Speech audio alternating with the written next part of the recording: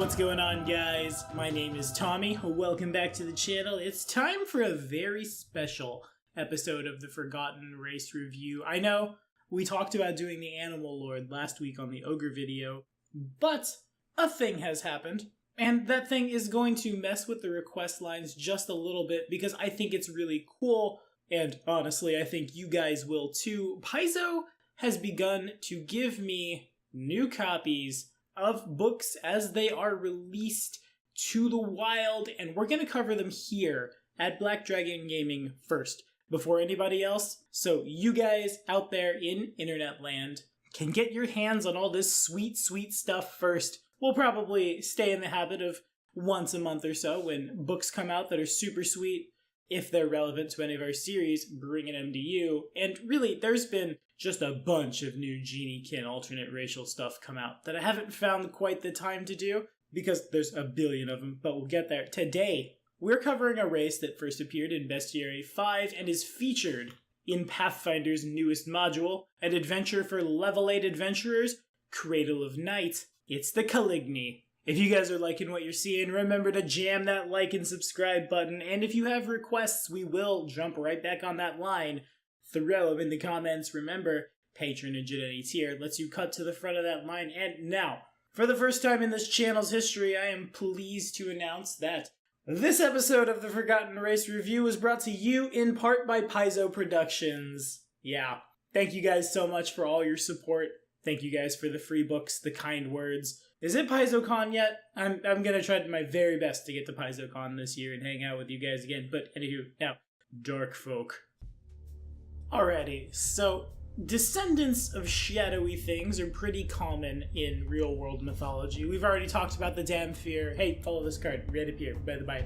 If you want to learn more about half-vampires, the half-fiends, well, not the template, but, you know, the tieflings, and follow this card right here, we'll tell you about them, are the ones we normally see, but the Caligni follow in a similar vein.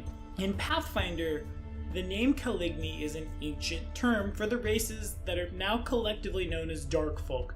Think Dark Creepers, Dark Stalkers, all those spooky monsters we've been fighting. Yeah, the Caligni are thrown right in there as well. Generations ago, these subterranean dwellers, as truly this is a Darklands race, aspired to grand destinies and might have achieved them if not for the planned degeneration meted out by their controllers known as Obes, an extraplanar, neutral evil outsider, or the spirit or ghost of a dead person residing in the underworld if you ask the Greeks or the Romans. Anywho, even today, the Dark Folk are sometimes born bearing an uncanny likeness to the ancients they once came from. Throwbacks to the time before the Obe are now known simply as the Caligni, and they could be born from any Dark Folk race, which of course might indicate that the birth of said Caligni is a momentous sign celebrated by many Dark Folk. Of course, it's not uncommon for a maturing Caligni to threaten the caste clans or offend an Obe overlord, and as a result, most Calignis don't make it to adulthood. Of course, the smarter ones foresee their people's treachery and get out as fast as they can, seeking homes elsewhere. Or, in the case of Cradle of Night, maybe you run off and you become a bard and your name is Ayana, and you suspect that a magical item of great historical import, the legendary Cradle of Night, lies hidden in an old cairn in northern Nidal. I won't spoil it for you, but Cradle of Night does prominently feature the Caligni race, and, you know, the Forgotten Race review is all about seeing these races that we don't know anything about coming to light, except maybe not the Darklands races, because they tend to not like the light too much anyway. A Caligni comes of age at 20 years old, just like the half-elf. Males range in height from 5'6" to 6'8", weighing anywhere from 116 to 158 pounds. Females coming in anywhere from 5'6" to 6'4", between 96 and 126 pounds as per the elf. These guys tend to live 125 plus 3d20 years, which is pretty respectable given the fact that, you know, the Obes will try to kill him dead. As for the character sheet, the Caligni receives a +2 to its dexterity and its constitution, 2 physical stats on 1, that's not bad, but a -2 to intelligence. They are medium humanoids with the Dark Folk subtype, with a base speed of 30 feet, Now, you'd think these guys would have dark vision. Yeah, no, they don't. The Caligni have the See in Darkness ability. A Caligni can see perfectly in darkness of any kind, including deeper darkness. Yeah, all you shadow dancers out there, you just found your new favorite race. You're welcome for it.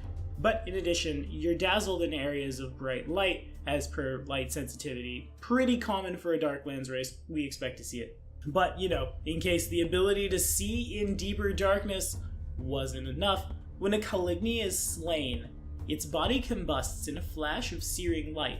All creatures within a 5-foot burst must pass a fort save, DC 10 plus half your hit dice plus your con, or be dazzled for 1d4 rounds.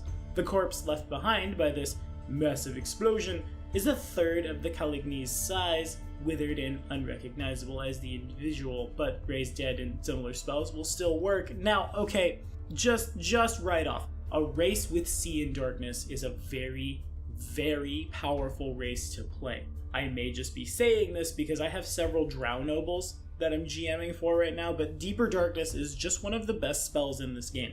Several monsters are shut off. Several players are shut off by the casting of magical darkness that you can't see through. Not the Caligni. The Caligni is 100% fine, doesn't even care, shrugs it off.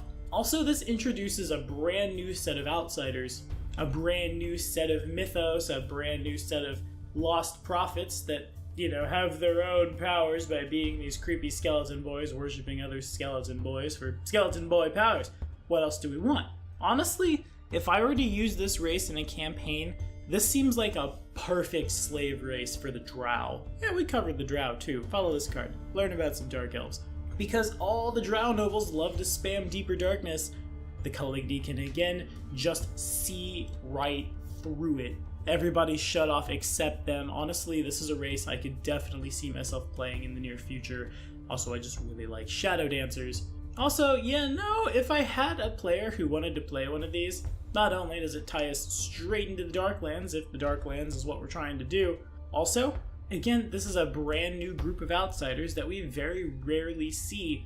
Of course, the Darkstalker is a very popular monster, but what happens when the big ones show up that can eventually grant divine spells to their worshippers, right? The campaign writes itself, to say nothing of if you were to go jump right on in to this module here, which I definitely recommend to everyone. One of my big kind of cheaty points in one of my games, in all of my games really, and Joe called me on this one pretty hard once, because I'm pretty good at being salty when I'm a GM and my players aren't paying attention, and I've spent a lot of time crafting a dungeon. Oftentimes, when I need a dungeon, especially on the fly, I'll just use one of these modules. I remember the end of my Eldritch Horror game, we definitely just stole a bunch of strange eons, and Joe caught me on it, and he looked at me and just, yeah, you worked hard, didn't you? Yes, I did, but I needed a dungeon, and I'm bad at dungeons, and Entombed with the Pharaohs is what tied me so closely to Pathfinder, and then Doomsday Dawn came out, and I got to learn about all these countdown clocks, and I'm still just real stoked about it, but that's all we have to say.